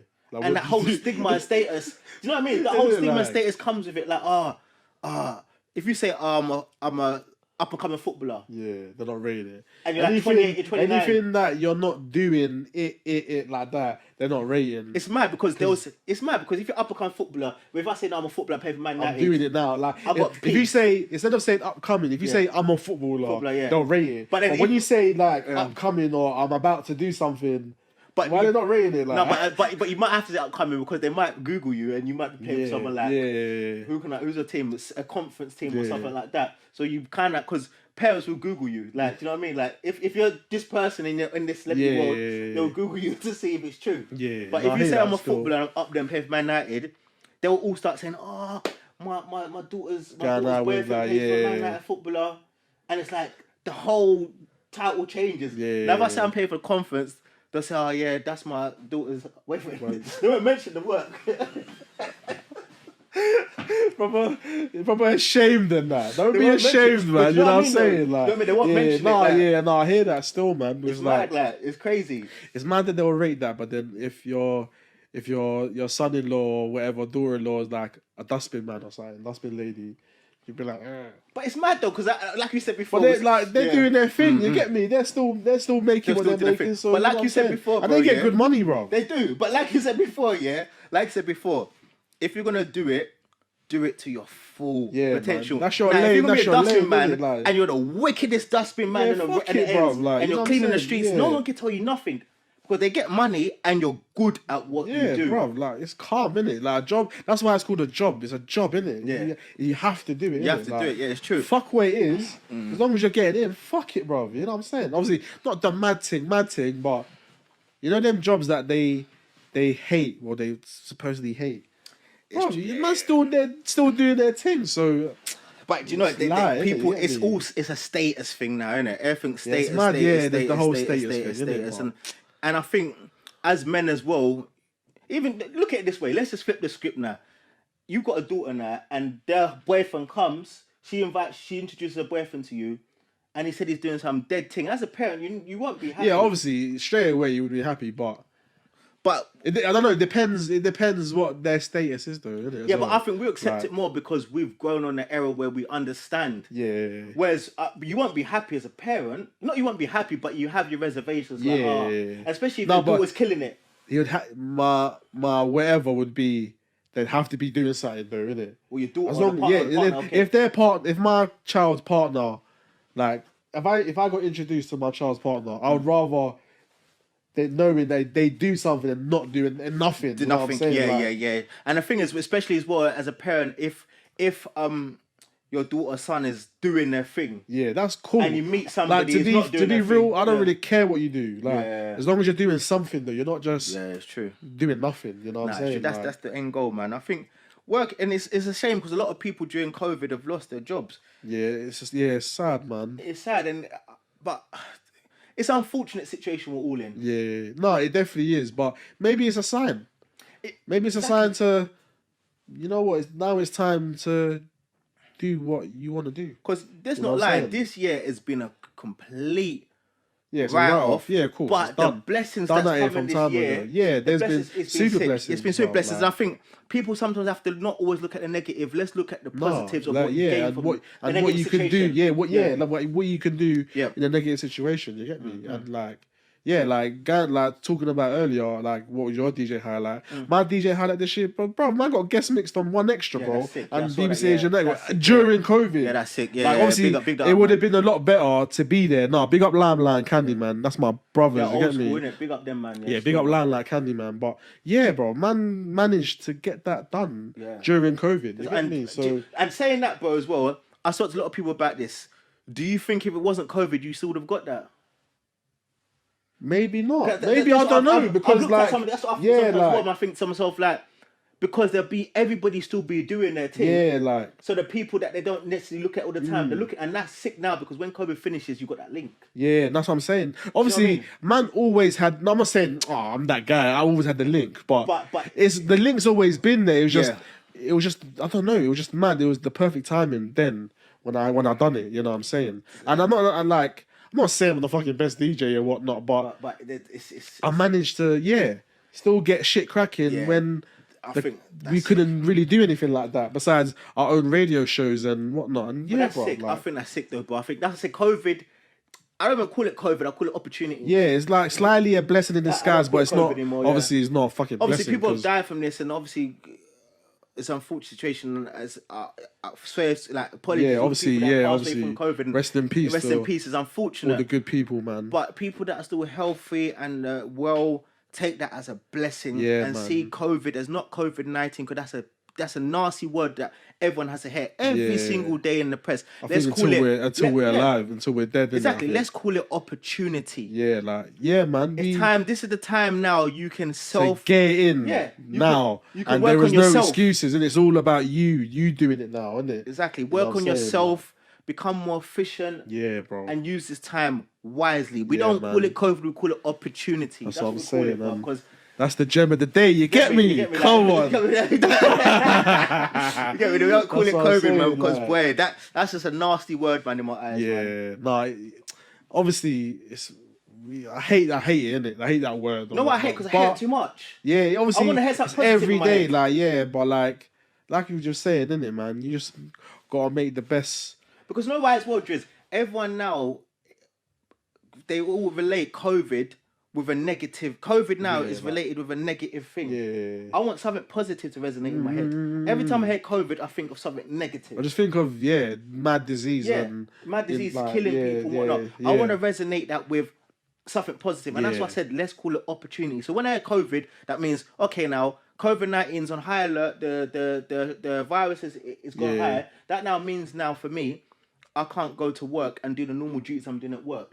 So despite I'm still working hard as a person at work, I've now got opportunity to do other stuff. Yeah. So I can work and enhance myself more. Yeah, like even down to gym, people are like, COVID's hit. I can't go to the gym. Yeah, gyms are closed. But then what am I supposed to do? Well, find your body is a gym in itself. Yeah, that's what I'm saying. Your body is a weight. I've been watching your videos on your story, bro. You're running up and down stairs and you're using red lights as fucking pull-up bars. And, you know what I'm saying? Your body is a weight. Yeah, don't let people. Obviously, gym is sick. Don't go. I've been going to gym for years. Yeah, but let's not. When it's not available, make something out of it. You know what I'm saying? Exactly. Big up all the gyms that held down the people during COVID and that. But for people that don't know, we utilize what's there to us. Yeah, if you're looking in natural surroundings, like I went out the other day. I was in Essex. I ran up hills. People are like, why you run up hills?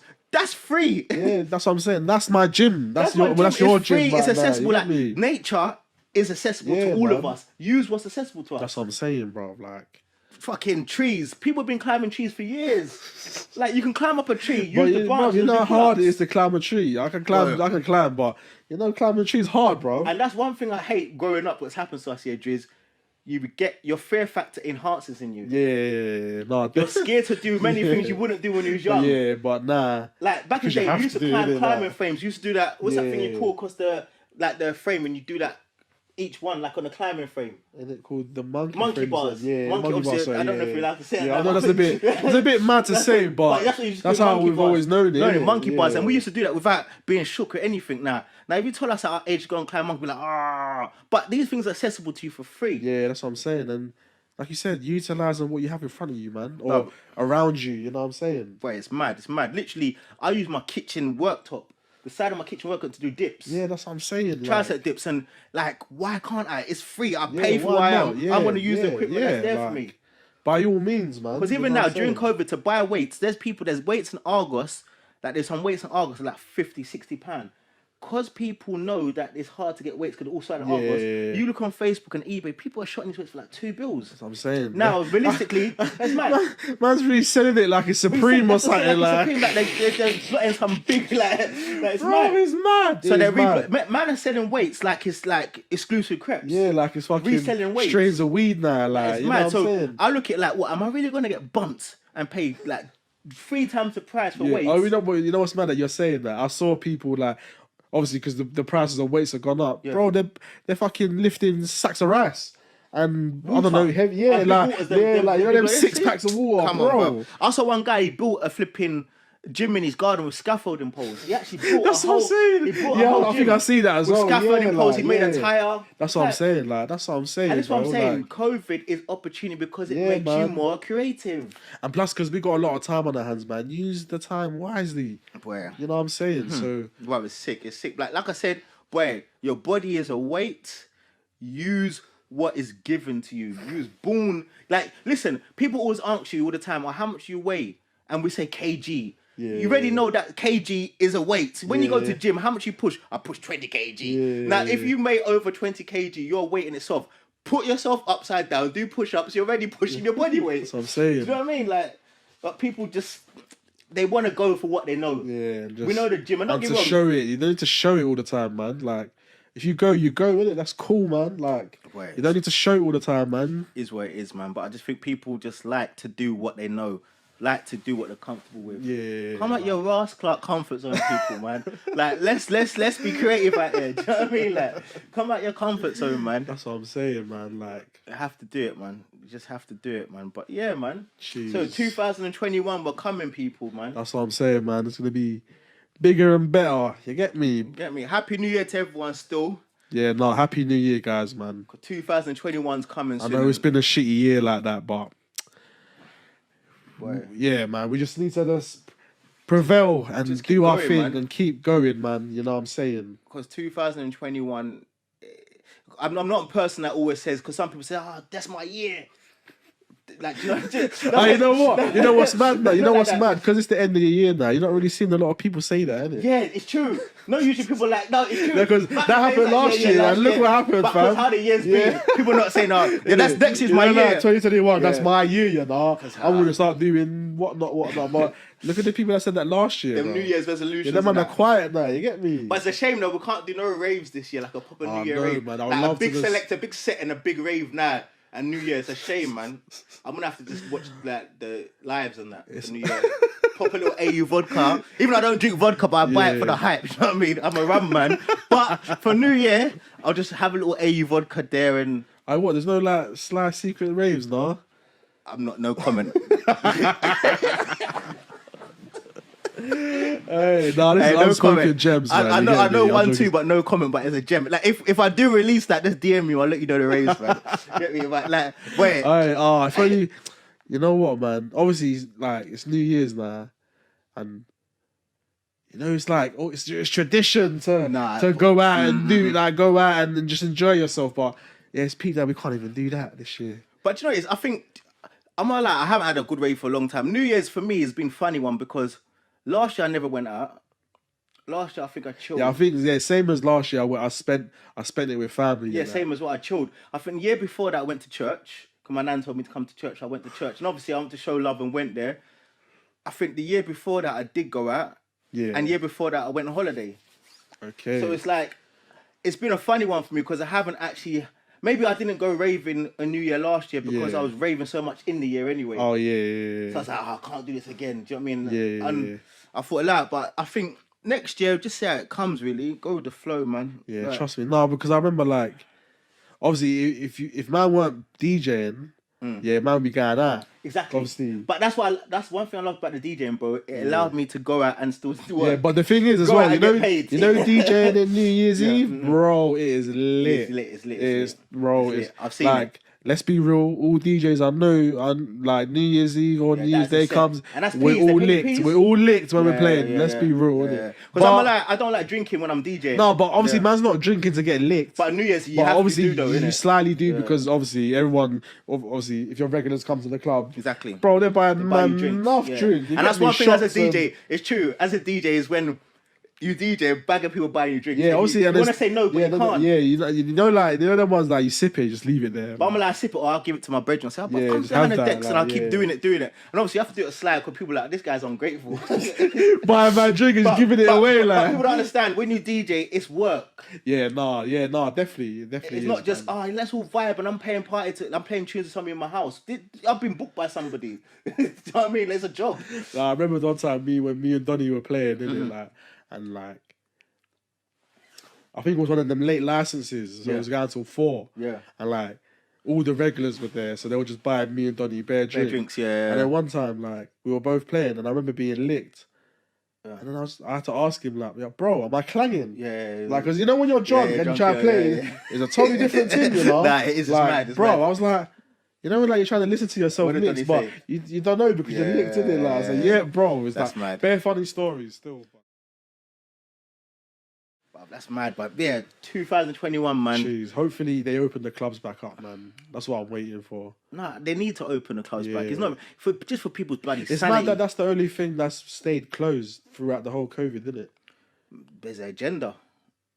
We don't know. Do you think they're going to try and lock off the rave scene? Like? Obviously, nightlife in London. London's nightlife is what people know London for. It's our nightlife. Do you know what I mean? You can't lock off the raves, but they're kind of diminishing certain clubs. Like, what club closed down the other day? Oh, I forgot where it was. I need to research it. But a big club closed down the other day, and I think nightlife will come back. Don't get me wrong. Yeah, of course. Because like I said... I just don't want the sick venues to close, man. But you know, this has happened for years, and this is where we start getting underground illegal raves. Because it's happened before. During COVID, bro, I've seen it online. Where? There's been bare illegal ones, isn't it? Because, bro, like, what can we do with it? You know what I'm saying? I get why they're doing it.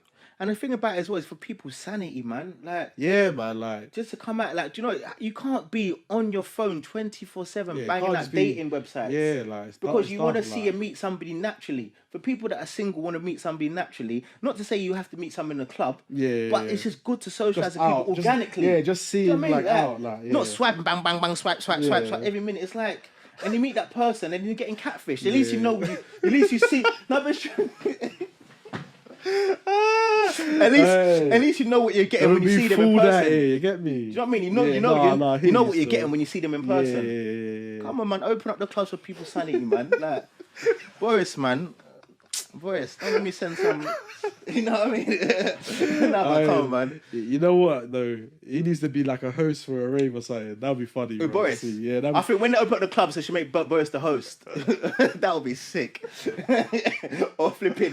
What's the guy that said we should get fully trained? Rishi Sunak. Oh, yeah. Well, the guy that was saying that we should, like... retrain. Oh, bro, he used to allow it. It's mad. I think people... I don't think people don't understand the importance of a DJ sometimes. They take us for granted. And I think people notice that because a lot of people booked me via Zoom on COVID because during the first lockdown I got booked on Zoom. Really? Because people don't understand the importance of a DJ. Yeah. Like if you want to have your birthday party, the first thing you do when you're having a birthday party, you want to go and listen to vibes, you want to listen to music. Obviously it's the music, isn't it? Not to say them lot who booked me, big up them anyway, but them lot who booked me couldn't still listen to a playlist on Spotify or whatever.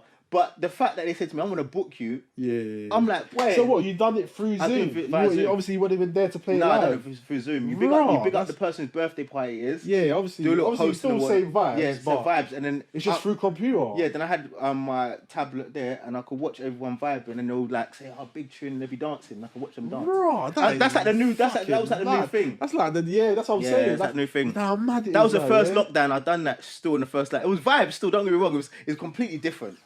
Like Zoom party is completely different, but I know a few. Yeah, it must have been weird, because it's not live. Like it's live, but it's not live. But it's just basically like you doing a live set from home. Yeah, no, that's what I'm saying. It's live, but it's not live. Yeah, because they'll send you messages and stuff like that. You know, like the whole feeling of just playing the tune in the rave and listening to it at loud speakers. You can't beat that. I know, man. That's what I miss, man. You can't beat that, bro. That's one of the things I miss, like playing that, like. You cannot beat that feeling, bro. And people won't understand until you do. They're just like, especially if you've got sick lighting, the crowd is proper receptive.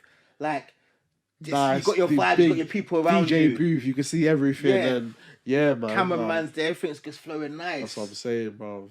Pristine, clean decks. None of the faders, nothing's broken. Do you know what I mean? Like everything is crisp. No broken one, crossfade or something. You ever go to them clubs and like the shit's bust or something? Before I used to take my controller everywhere because I know I wasn't trusting their stuff. Yeah, so then when I phone up, I say to him, have you got CDJs? Yeah. Because I know when you say there's other decks you can use, but when you say CDJs, it usually means they're at a certain level because you know it'd be cool. Yeah. Get the 2000s, they can get whatever CDJs they've got. But there's been some clubs I'm like, bruv, are you serious? They're asking me, like I'm not the engineer. Yeah. I am the DJ. They asked me, do you know how to plug this in to get the speakers to work? I'm like, come on. And I'm not going to say no clubs' names, but these are big clubs. Yeah. Like, get your engineers patterned. That's what I'm saying. Like, the amount of money you make for drinks, you need an engineer. DJs, don't get me wrong, I've learned the engineer side as I've gone along. But when I come to do my set and go home, I don't want to be engineering on your stuff. Because if I press something wrong, you're then going to charge me start chatting shit. Money for your decks. You know them man that, like, because you're redlining on the mixer, they just start... Oh, I hate that one. Bro, they used to get... But no, sometimes you wanna that because they've got their limit, they've got limiters and that. But the government, most of the councils now, they have a limit. So when you go over the speaker thing, it cuts anyway. So you can't. I used to hate that shit, man. So if you go over the red, the ones in the halls and that. This is even some the music cuts completely if you go over the limit. Yeah, like it cuts the electricity, isn't it? Yeah, it cuts electricity. So, but it's mad when they keep coming. Like even, and it's not even sometimes the engineer will come and be like the promoter. They'll come and I hate when they come and turn down your shit. Like no, they come and turn it down for you. It's like we're the DJ. And obviously you want to stay within the bars and whatnot, but there's some tunes that are louder than others. Yeah. You can't stop that unless you turn it down and whatnot. But when you're on the vibe, you're not going to look to turn it down. Just vibing. And people will clock when the music's been turned down. Yeah, obviously. When it's like at one level for so long, as soon as you hear even like 10% of it down, you clock, innit? Like, and it pulls down everyone's mood and whatnot. Yeah. But that's why you should prep your list beforehand, though, innit? So you know you check, grid your shit and make sure everything's quantize your shit and make sure it's all cool beforehand, because when you go certain places that will happen, especially some tracks are louder than others, so definitely there's nothing you can do, man. But yeah, Drizz, cheese, I'm not gonna lie, this is actually a good episode. It's been good, man. Like I said, you get me, we're on an Andy Cole and Dwight York shit today, you get me? It's top strikers, just top strikers, vibing for the people them and just letting them know a bit about us, man.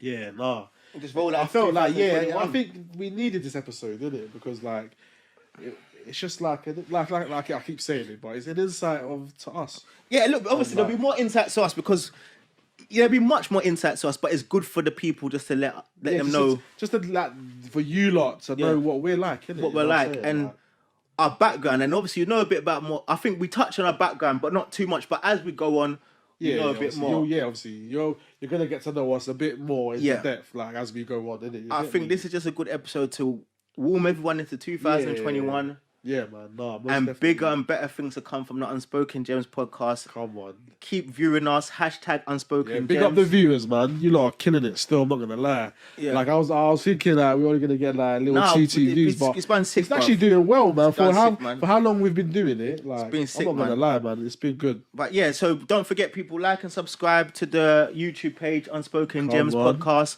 and all the hashtags Unspoken Gems Podcast. Find us on Instagram, Unspoken Gems Podcast.